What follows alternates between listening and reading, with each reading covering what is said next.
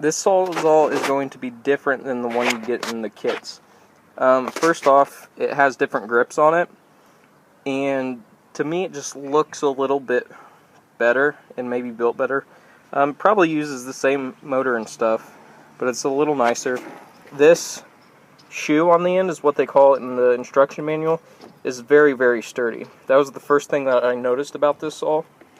The second thing I noticed was this part right here is the anti-vibe handle, and I don't know if I'm going to be able to show you guys this, or you'll be able to see it on camera, but it flexes.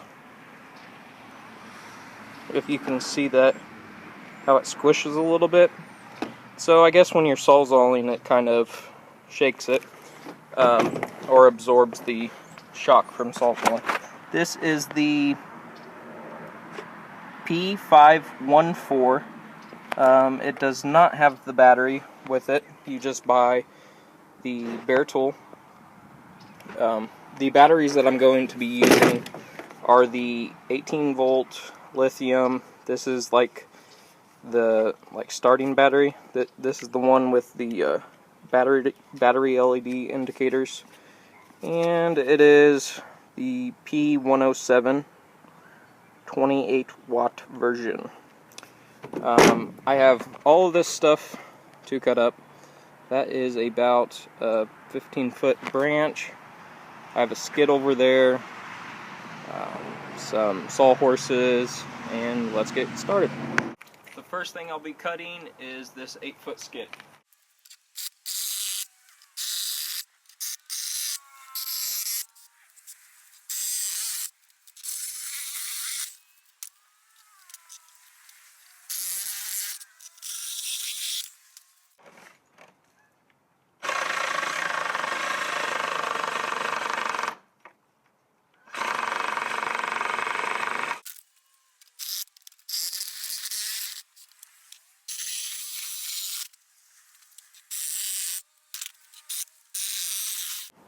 Okay, overview.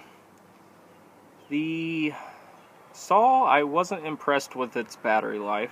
I do have the smaller batteries, but even with the larger batteries, I think they're only twice as much. So you would get twice as much cutting, but I noticed at the end of cutting, the motor was getting a little hot. If you notice in the video, I put the motor up to my cheek to see if it was hot.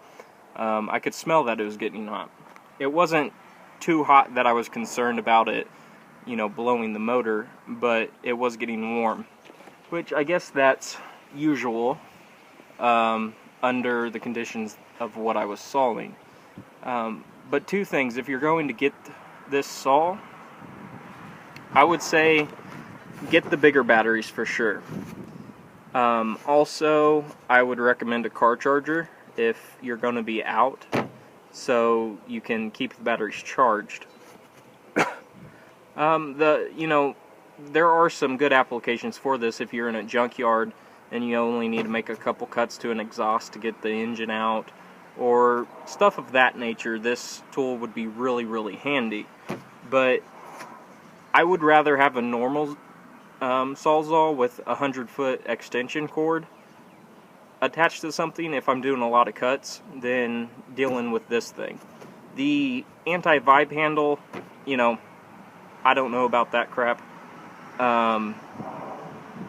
I guess maybe it works, but I couldn't tell really a big difference in a normal Sawzall.